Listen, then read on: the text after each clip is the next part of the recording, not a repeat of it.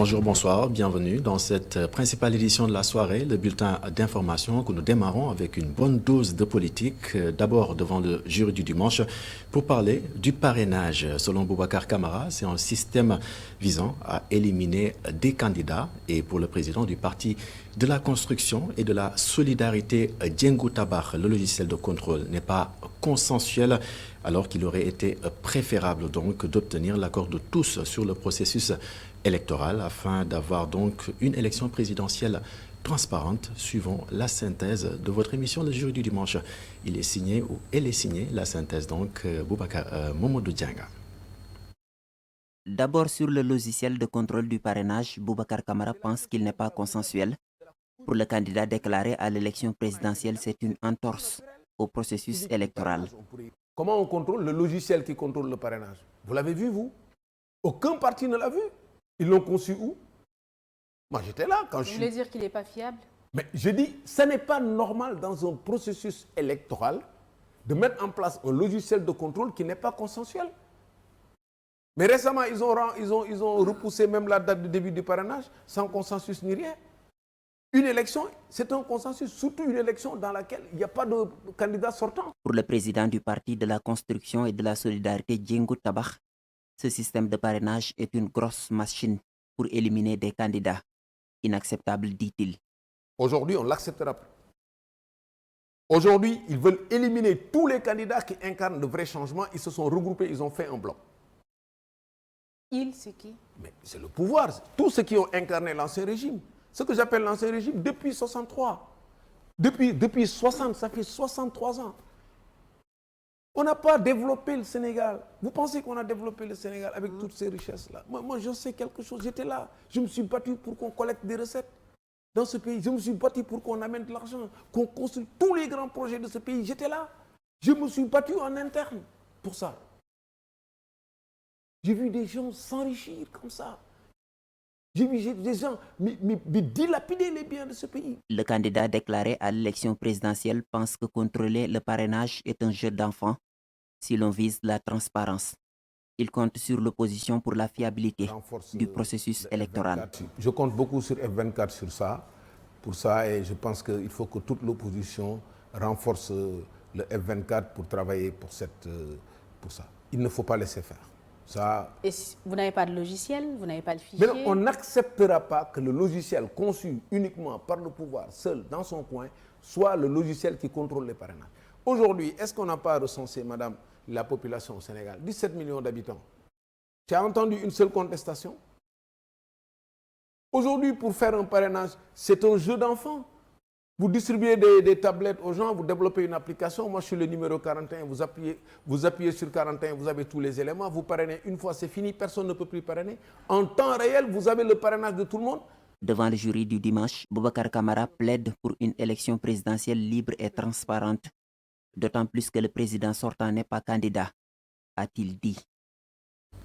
Et nous restons devant le jury du dimanche, là où Boubacar Camara a exprimé toute son indignation sur le fait qu'une certaine opinion, selon lui, cherche à éliminer certains candidats à la candidature à la présidentielle de 2024 simplement parce qu'ils ne sont pas connus. Le président du parti de la construction et de la solidarité, Diengo Tabar, affirme avoir vu des profils sur la liste qui ont des qualités, des profils de qualité donc, issus donc, contrairement donc à des gens issus du système qui ne font que manipuler, selon toujours ces termes. Suivant ces explications, c'était face à Aïssata Ndiaye Falla. Est-ce que vous avez scruté la liste des gens qui ont déposé? Moi, j'ai regardé la liste. J'ai vu des profils très intéressants, des gens qui n'ont jamais été dans la politique, qui ont fait leur preuve dans leur secteur, de brillants Sénégalais, qui sont excellents. Et ce sont ces gens-là qu'il faut connaître. Alors, vous préférez des gens qui étaient là, qui étaient dans les magouilles, qui étaient dans la politique politicienne, qu'on connaît, parce qu'ils sont connus, qui sont plus valeureux que ceux qui sont là, qui sont des Sénégalais. C'est technopolitique que je vois dans la liste. Il faut apprendre à les connaître. Et c'est le rôle des journalistes. C'est des candidats à la candidature. Ils vont retirer leurs fiches, ils vont se soumettre à un processus. Nous voulons ce processus simple, permettant à tout le monde de participer. Et je suis justement aux Sénégalais de juger. Pourquoi voulez-vous disqualifier ces jeunes parce qu'ils ne sont pas connus? Vous l'avez vu, les jeunes sont là. Vous avez vu l'ouverture des classes aujourd'hui? Les classes sont même pas disponibles. Combien de gens sont en dehors du système scolaire? Combien de gens ne peuvent même plus se soigner? Vous avez vu ces jeunes qui prennent la mer? C'est un hasard, ça? Et parce qu'on n'a pas utilisé les richesses qu'on a eues pour les Sénégalais. Avec une administration que je ne reconnais plus.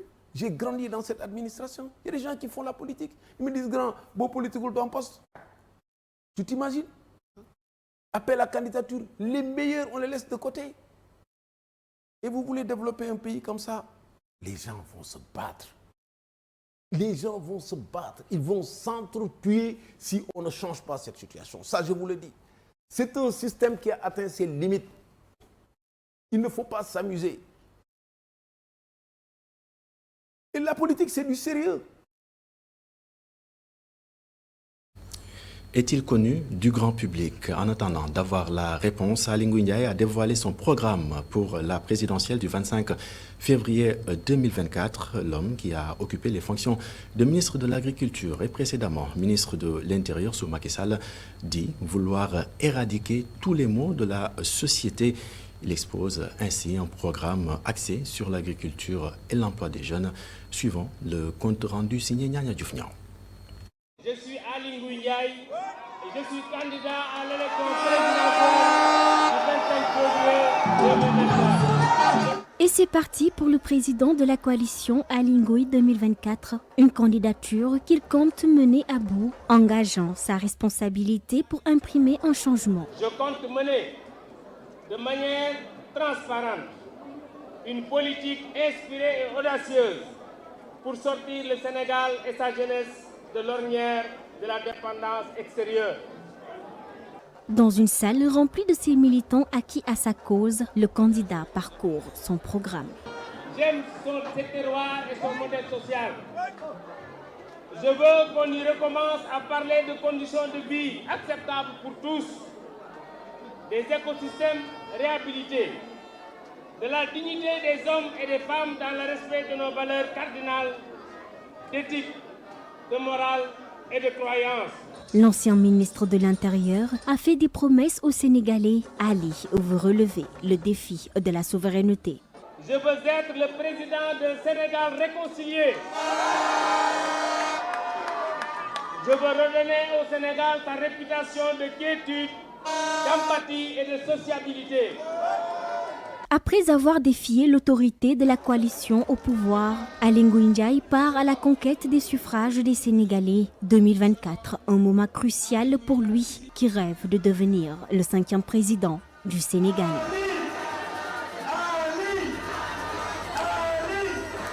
Et cette réponse à ceux qui pensent que le Parti socialiste n'a pas de candidat, ils ont simplement tort. C'est ce qu'a déclaré en substance l'ancien secrétaire général du mouvement des élèves et étudiants socialistes, Mor Faye, qui a officiellement déclaré sa candidature à l'élection présidentielle de 2024, affirme qu'il poursuit ainsi l'héritage du défunt secrétaire général du Parti socialiste Ousmane Tanor Dieng, contrairement à Aminata Mbengue Ndiaye et compagnie, selon lui, qu'il accuse donc d'avoir trahi la mémoire de l'ancien maire de Nguéniène, des déclarations qu'il a faites lors d'un séminaire sur le parrainage.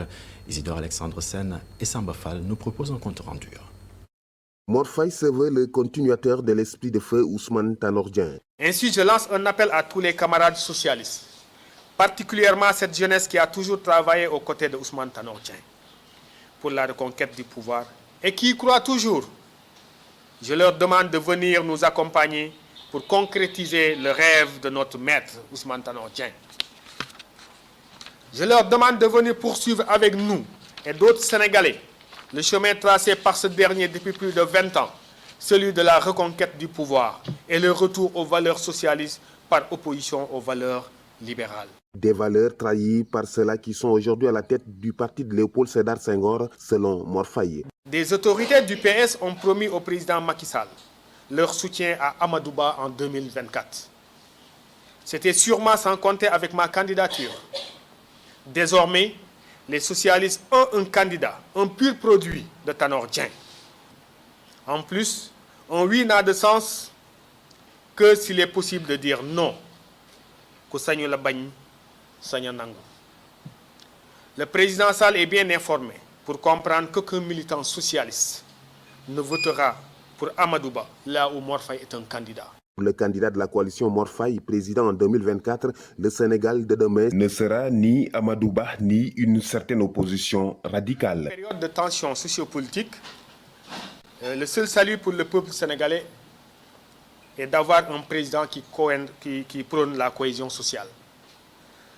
Ce dernier ne peut être issu ni du pouvoir actuel, avec cette animosité que nous vivons au quotidien, ni de cette opposition radicale. Au cœur de son programme, la femme et l'enfant. Une fois président de la République, il promet une éducation gratuite de tous les enfants de 5 à 12 ans, un congé de maternité de 8 mois pour les femmes. D'ailleurs, il compte mettre en place une agence pour les enfants et les femmes, entité qui sera logée au ministère des Finances. Santé dans cette édition pour parler de ce tueur silencieux. Il s'agit bien sûr du cancer.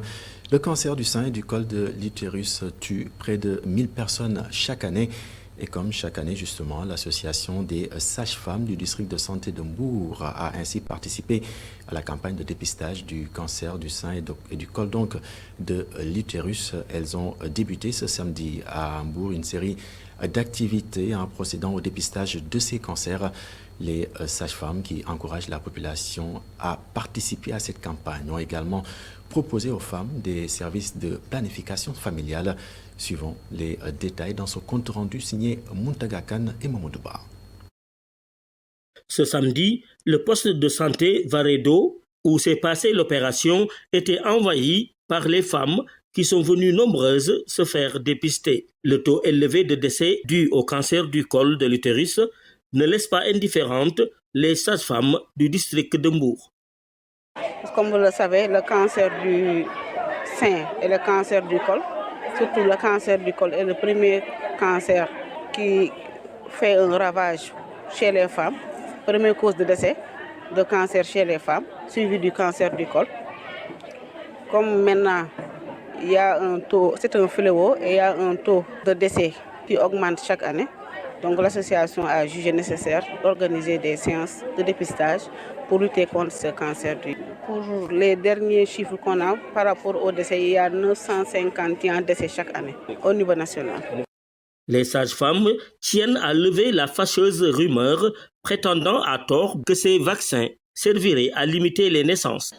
La planification familiale, nous, l'association des sages-femmes du district de Mbour, on l'a intégrée dans notre planning d'action. À chaque fois, si on organise des séances de dépistage, on profite de l'occasion pour offrir aux femmes la planification familiale. Elles en ont profité pour offrir aux femmes des services sur la planification familiale. Les rumeurs, comme vous le savez tous, avec l'arrivée du Covid, les gens pensaient qu'on faisait la vaccination pour limiter les naissances chez les jeunes filles, raison pour laquelle nous, on opte pour la sensibilisation pour gérer ces rumeurs.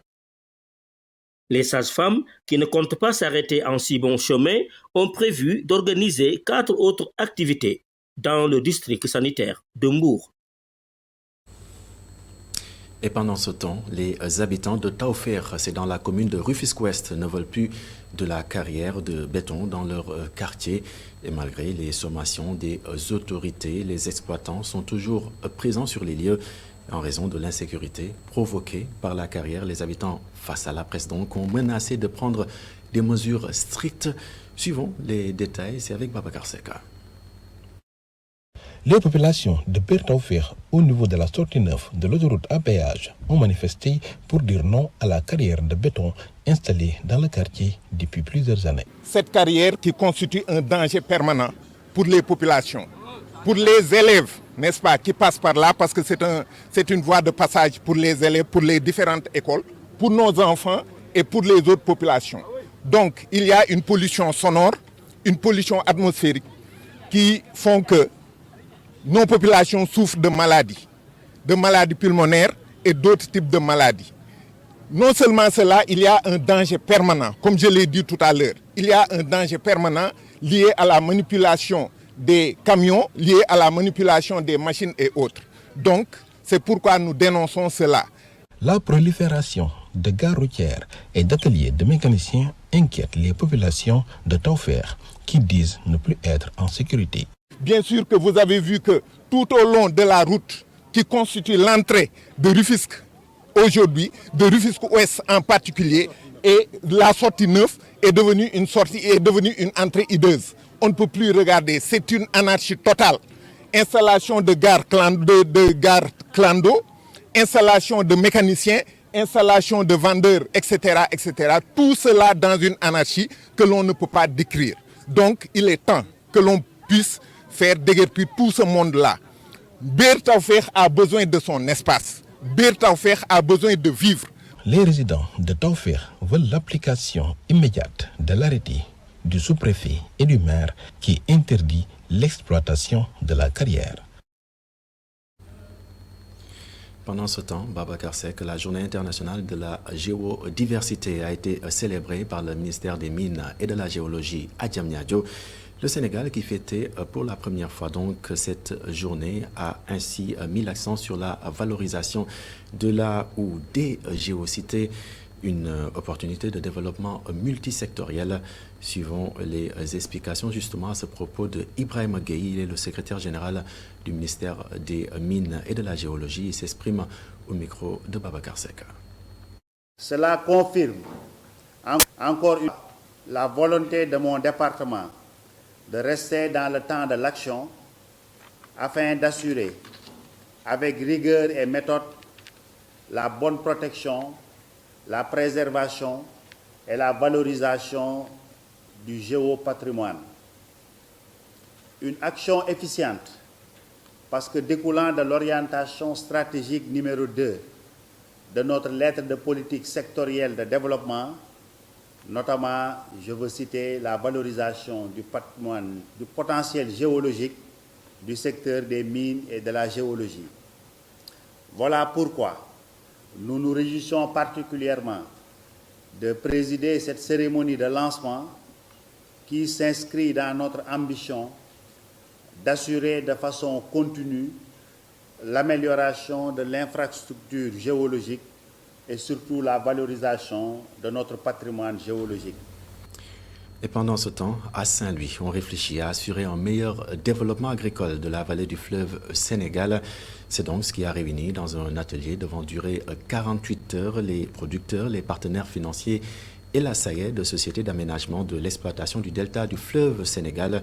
C'était donc dans la région ou dans la capitale du Nord. Suivons les détails avec Momar Alesnian. Partenaires financiers, partenaires techniques, producteurs et autorités de la SAED se sont retrouvés durant 48 heures dans le cadre d'un atelier pour échanger sur les réalisations et les perspectives dans le cadre du développement agricole de la vallée du fleuve Sénégal. On est aujourd'hui réunis avec tous les acteurs pour réfléchir par rapport à cela. La planification, le financement des infrastructures agricoles, des aménagements agricoles, la réalisation donc de ces aménagements agricoles, l'exploitation, la maintenance et la gestion plus durable de ces aménagements et une mise en valeur aussi beaucoup plus optimale de ces aménagements pour pouvoir sortir donc les résultats qui sont escomptés. Mais d'une manière aussi globale, le développement économique aussi de ces territoires, donc ruraux, qui sont aujourd'hui gérés donc par les collectivités territoriales. L'Agence française du développement salue l'initiative portée par la SAED et s'engage à l'accompagner dans ces nouveaux défis. Il y a des défis, les défis sont ceux qui ont été réaffirmés par le gouvernement du Sénégal, par le président Macky Sall et les ministères en question. Les défis de l'atteinte de la souveraineté alimentaire dans les prochaines années. Les enjeux aussi d'adaptation de l'agriculture au changement climatique, les enjeux de mise en place des politiques de la décentralisation, de développement territorial, de développement économique des territoires et d'accompagner ce développement économique et ces opportunités en faveur de la création d'emplois et pour un développement inclusif. Donc le secteur agricole et du développement rural est un secteur qui est clé et qui est crucial pour répondre à ces différents enjeux. Et la SAED est un des fers de lance de l'État pour arriver à y répondre. Le plan d'action issu de ces travaux permettra à la SAED d'avoir une meilleure visibilité pour asseoir le développement agricole de la vallée du fleuve Sénégal. Un élément donc signé Momar Alesnian et Mokhtar Seck. Enda Tiers-Monde, Enda Énergie et Enda Santé et la fondation Sanofi ont lancé ce samedi un programme accélérateur régional Action climatique et résilience de la santé. L'objectif est donc d'appuyer les organisations communautaires dans leur lutte contre les dégâts sanitaires, mais aussi économiques que les nouveaux phénomènes climatiques occasionnent. À ce propos, je vous propose d'écouter le docteur Kodou Badiane Mané, point focal environnement climat au ministère de la Santé et de l'Action sociale. Les changements climatiques sont une réalité. Tout le monde parle maintenant de changement climatique, mais l'impact sur la santé est indéniable. C'est-à-dire qu'il y a des projections, notamment de l'OMS, qui sont un peu alarmantes. Du fait donc des conséquences sur la santé de ces changements climatiques, notamment les événements extrêmes, comme les extrêmes de température, les inondations, les sécheresses, etc., qui vont impacter directement la santé des populations, mais aussi de façon indirecte. Donc tous les secteurs pris un à un auront des conséquences sur la santé des populations. Donc les impacts sur les différents autres secteurs vont se répercuter sur la santé des populations. Au niveau du ministère de la Santé, donc, nous avons déjà mis en place un groupe de travail qui est multisectoriel, qui travaille donc sur les questions de santé et environnement de façon plus englobante et aussi donc sur les changements climatiques et la santé. Ce qui nous a valu donc d'entreprendre des actions et notamment de mettre en place un plan national d'adaptation du secteur de la santé qui a été élaboré et qui va être bientôt validé politiquement et à l'intérieur duquel nous allons trouver des projets d'adaptation au changement climatique du secteur de la santé, surtout pour aider les couches les plus vulnérables à pouvoir faire face aux effets des changements climatiques. Une virée à l'international à présent pour parler de la guerre Israël-Hamas. Plus de 600 morts côté israélien, au moins 100 prisonniers aux mains du Hamas. Israël a multiplié les frappes aériennes sur la bande de Gaza ce dimanche au lendemain de l'assaut du Hamas sur son territoire, une offensive qui a coûté la vie à plus de 600 Israéliens selon les derniers décomptes du ministère israélien de la Santé. Plus de 100 prisonniers israéliens sont également aux mains des hommes du Hamas. Un responsable du bureau de presse du gouvernement ajoute que le nombre de morts n'est pas définitif et que l'on dénombre 2000 blessés, dont 200 dans un état critique. Et du côté palestinien, le ministère de la Santé du mouvement islamiste a annoncé dans l'après-midi de ce dimanche donc que 370 citoyens ont été tués et 2200 autres ont été blessés. Ces bilans vont sans doute encore s'alourdir car les combats continuent dans le sud d'Israël où ils ont même gagné en intensité. Et pendant ce temps, bien sûr, le gouvernement du Sénégal donc condamne donc les attaques à l'origine de ce qu'il va appeler une nouvelle spirale de la violence et appelle toutes les parties à la retenue pour éviter d'aggraver un bilan humain et matériel déjà lourd. Et dans ce communiqué signé le ministère des Affaires étrangères et des Sénégalais de l'extérieur, il est ajouté que le Sénégal, en sa qualité de président du Comité des Nations Unies pour l'exercice des droits inaliénables du peuple palestinien, il réitère donc que le Sénégal la nécessité de raviver au plus vite les négociations entre les parties en vue de parvenir à l'objectif fixé par les résolutions pertinentes des Nations Unies de des États indépendants, Israël et Palestine, vivant côte à côte à l'intérieur de frontières sûres et internationalement reconnues. Et c'est ce qui met fin à ce rendez-vous avec l'information, ce bulletin d'information donc que j'ai eu beaucoup de plaisir à vous présenter. Excellente soirée en compagnie des programmes de la télévision d'ici et d'ailleurs. Et surtout, prenez soin de vous.